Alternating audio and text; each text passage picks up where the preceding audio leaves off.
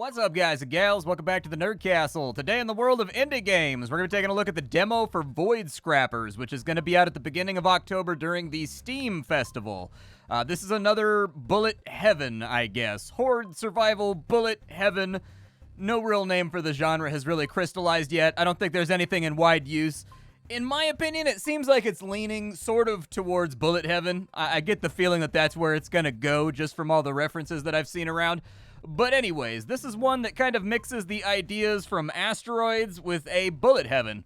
And so it's a game that has like very lightly Newtonian flying, but at the same time you're like a space mercenary, wiping out as many enemies as possible and trying to get as many upgrades as possible. I've done 4 or 5 runs now, and so I've got a rough idea of the game. Honestly, the demo is not that girthy. Like, there's not that much going on here in the demo. Like, they've got the permanent upgrades disabled. I think that is a little bit of a mistake. What I found is when I was covering Rogue Genesia, I didn't actually play that demo specifically because without the permanent upgrades there, it felt like I couldn't really comment on anything. However, this one's a little bit different, whereas Rogue Genesia was a lot more like Vampire Survivors.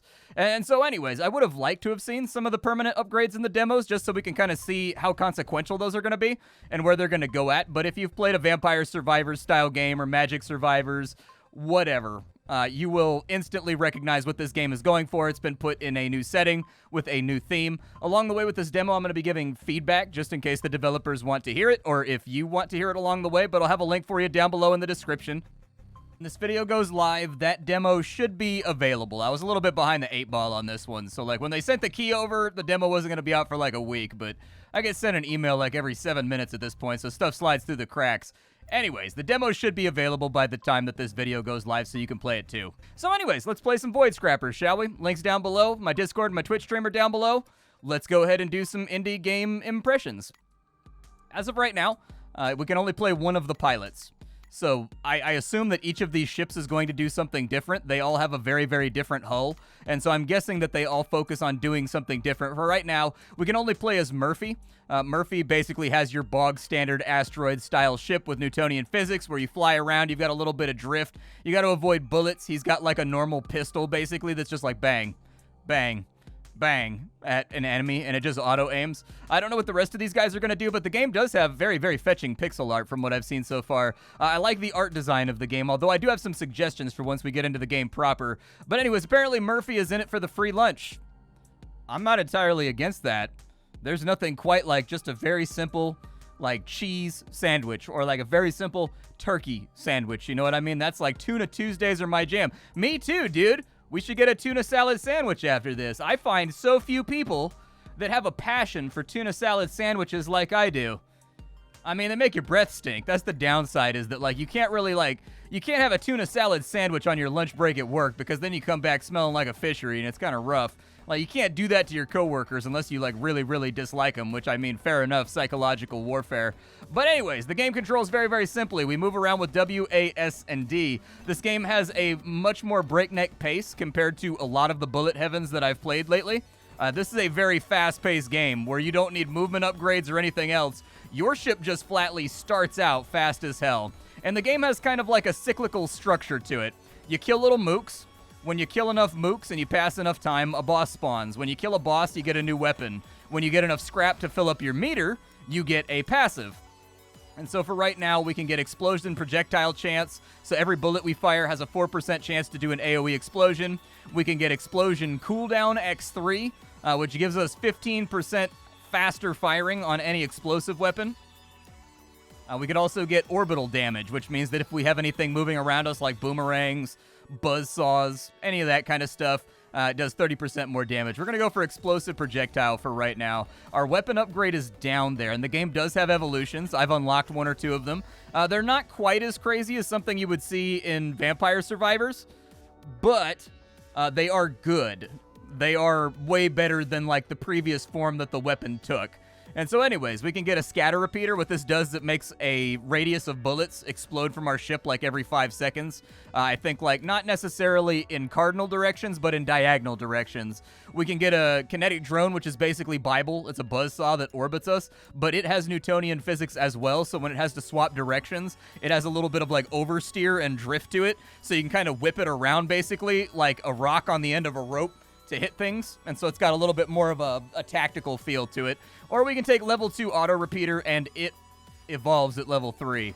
I'd like to get an evolution about as soon as possible, so that's what I'm going to go for. This should also increase our firing speed and damage. Now, how do we die in this game? We've got 4 lives in this game. The 3 things above our head are shield charges. Every time we take a hit, one of those pips will disappear. You do survive when you're at 0, but that means you're down to hull, and when you get hit, you get blowed up. We can burst projectiles everywhere when we dash, or we can get scrap gain. I think I'll probably take the burst projectiles. I don't usually focus too much. I don't think I focus too much on XP increases when I play games like this. Like, sometimes I will, but, like, you know, it's when I've already got a build up and running that's working. And I hate to be that guy, but I don't think we have that right now. That's what our dash looks like. You are immune to damage during the dash, from what I can tell. I specifically, to test the game out, tried to dash straight through enemy models to see what would happen. And it didn't seem like I took damage. And so anyways, dash effects trigger on your orbitals, too. I don't really like most of these. Snapping back to position could be really risky since we don't know what's going to be back there. Double upgrades when our shield is depleted is nice, but that's very much a kind of like you're losing the run already upgrade, I suppose. And so why not get like a little extra something something? I suppose we're probably going to lose here today because it is a much more fast-paced game. Surviving much longer than, 10 minutes hasn't really happened for me. There's our next boss. We'll go ahead and put some bullets on him. I'm going to get a little dash off right there, just to get some extra bullets in the air. You can see some of our explosions going off. We've got a scrap up, temporary damage increase while not thrusting, projectile speed, boss cooldown faster. Let's go projectile speed. We'll make our bullets whip around a little bit quicker.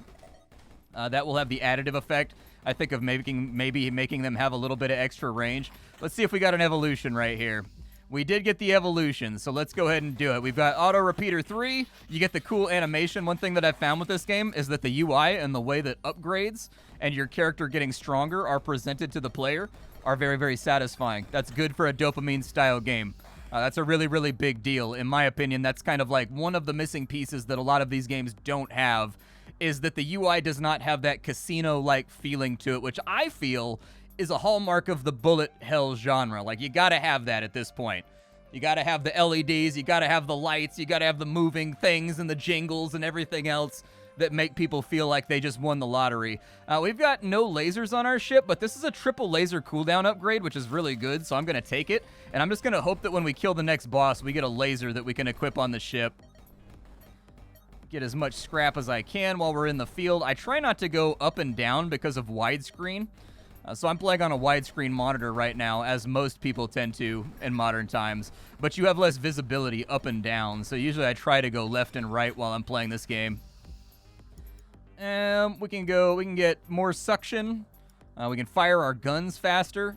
Firing more rapid fire sounds good to me. It's only 4%. That's not very much, but it'll probably be fine. It looks like we're churning through mooks pretty quickly right now. I do think the game could use more colorful backgrounds with, like, nebula, and it could use more colorful backgrounds with, like, planets and things that slowly parallax by in the background to add some color and some depth to the overall game. I think that would help. Or maybe, like, an asteroid field goes by in the background for 1 minute, and then, like, a big desert planet goes by, and, like, there's little explosions happening on the planet, like there's a large-scale nuclear war happening. And, just little things like that. Maybe battle cruisers go by in the background that are firing things at each other, and as it gets over to here, one of them breaks in half, and the other one warps away. Little things like that. Because the game does not have a whole lot of things going on in the background right now to provide depth or, like, a feeling of movement. And so that's really one of the only things that I've noticed so far. Laser range X326. Like that. Let's see if we can get a laser off this boss. I want a laser real, real bad, because we got some serious upgrades for the laser loadout. We're dealing good damage on the boss. That's nice. The last time I played the game, I felt like my damage wasn't even scratching him, so I'm feeling pretty solid about what we're doing right here. Snag that laser, please. A minigun, an auto smasher. I gotta have the minigun, man. You can't just say minigun in front of me.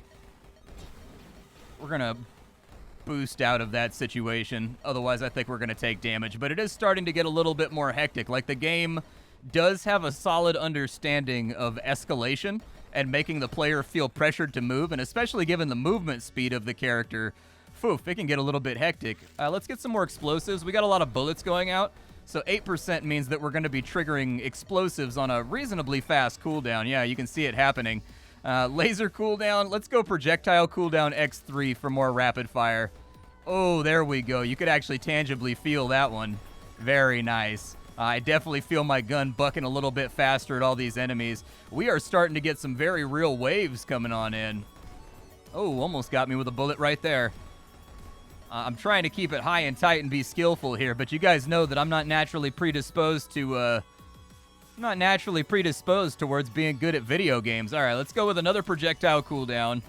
We now have 25% faster fire speed. That's stacking with our explosiveness. The more bullets we put out, the higher we have a chance of lighting off boomies.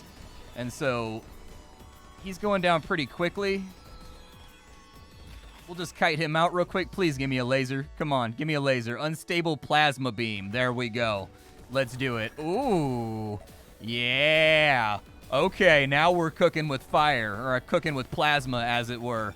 We're bequeathing the holy promethium upon the enemy's brow. Laser cooldown's good. I'd like it to fire faster, please. Almost took a hit right there. I'm actually doing better. I'm not going to jinx it. I'm not even going to say it. I'm not even going to say it. I thought about saying it. I'm not going to say it. I'm not going to jinx myself. I'm not superstitious, but I am kind of superstitious. More projectile cooldown, please. The faster we fire, the better our chances are. Because really what gets you in trouble in this game is not being able to clear a path. And I think that's sort of like a hallmark of bullet heavens, is that you really, really, really want to be able to clear a path in a direction so that you can move freely. More projectile damage, please. Oh, we had boomerang bullets, though, too. Maybe I should have taken boomerang bullets. Boomerang bullets might have been nice. I do very much like how there's a portrait pop-up when the bosses show up. And there's also portrait pop-ups for your character as well, where when you do certain things, he'll, like, do one-liners and Deadpool-style quips or whatever. I actually think that's really, really good, and that should be developed out and focused on. Makes the game feel like it's got an overarching feeling of character. Minigun too, I guess. I get the feeling an evolved minigun is going to be pretty rad, and I would like to see that experience. More projectile speed or more... Let's go with the X2 projectile speed, I guess. Make the bullets move a little bit more quickly. We may want to pick up an orbital or something pretty soon, though, too. Something just to cover the old exposed cheeks. Because I'm starting to feel like I've got to move a little bit too much to stay alive. Cut that one a little bit close back there a few seconds ago. Luckily, the level up curve seems to be fairly generous. Like, you level up a lot. Yeah, we'll just go for attack speed, I guess. If I can get that up to like 50% with a few more X3s. I tend to be the kind of character that I like to play DACA builds. Things with a lot of rapid fire, machine guns, and things of that nature. Get a little bit more right there. Projectile range. Actually, that would probably help out a little bit. Yeah, let the bullets travel a little bit further. Ooh, that's a bit. They're getting bigger. The bosses are escalating in size. Their decorations are getting more impressive. I'm just going to kind of tap a little bit. I get the feeling that high-speed maneuvers are going to get me in trouble here.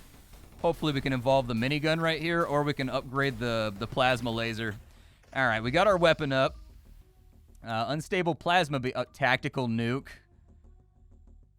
Oh boy, we'll get it on the next run. We'll get it. We'll take it on the next run. This run, we're gonna stick to our guns and we're gonna stay highly focused in our build. But yes, I did feel a fluttering of the heart when I saw tactical nuclear weapon on my screen. I don't know how effective a nuclear weapon would be in space. I'm not like a nucleophysicist, man.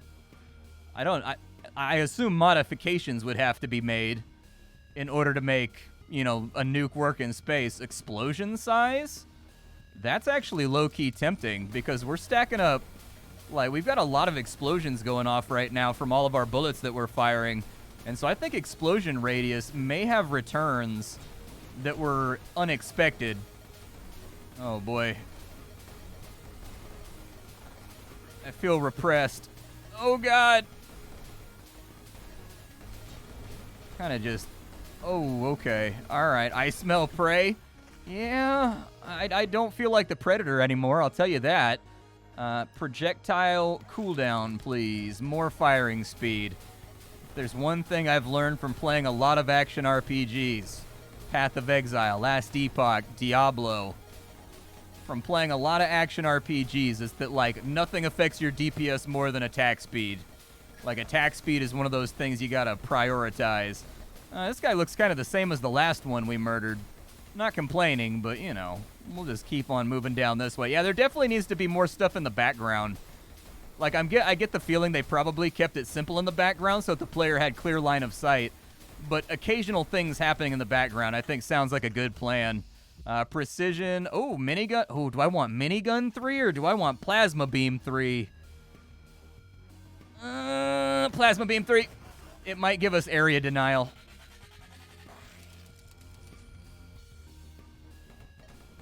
So what does it do now? Oh, it actually wipes out like half the screen. Yeah, that was what I was hoping would happen. Let's get some more projectile damage. I'd like to be one-tapping most of these guys if I can get it there. There you go. Tail gun. Fire behind us, please. Perfect. Yup. Swish, swish. Cut them in half. Beautiful, beautiful death explosions. Honestly, fairly satisfying game if you can get used to the controls and the little bit of floatiness that the craft has. Like, if you can lock down the very arcadey Newtonian thing that the game has going on, and you can commit that to muscle memory, pretty fun game. Let's get some Booma bullets, dude. Booma bullets sounds rad. Yeah, so if our bullets don't hit anything, they turn around and come back the other way. Definitely like the feel and the smell of that. Oh boy, that was a tighter squeeze than I wanted it to be. That was a little bit terrifying. Oh, dude, I'm getting hit right here. How did I not get hit right there? Okay, I'm playing purely with my lizard brain at this point. I don't think I'm playing with skill at all. I think it's just all lizard brain. There you go. Fire backwards. That's where I need the focused fire at.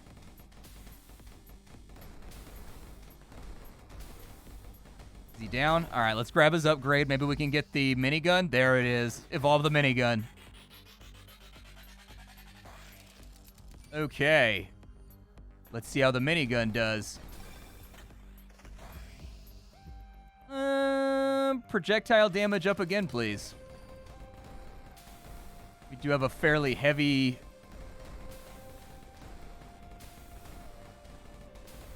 I wonder if the minigun only goes off if I'm like a certain kind of close. I don't see the minigun actually working. I may have made a mistake in my selection. Maybe I'm just not seeing it. Oh, I got hit by a bullet finally. It finally happened. Oh, dude. Definitely a much more fast-paced, visceral bullet heaven. Like, not a game about standing your ground. This is very much a game about being evasive. Let's go... more projectile damage. I want to hurt things more gooder. Oh, boy. Okay. I am taking you all very seriously right now. You are a threat, and you are addressed.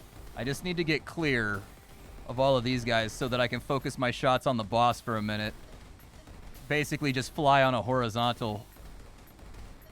There we go. What do we got now? Something fresh. The auto smasher, the precision laser, or the tactical nuke. I promised. I gave my word that we would take the nuke next after we filled out our loadout with the stuff that we could evolve. We are now a nuclear boy. ×2 laser range, so that gave us about 16% right there. Not too bad. My Schwartz does look longer, so I'll take that.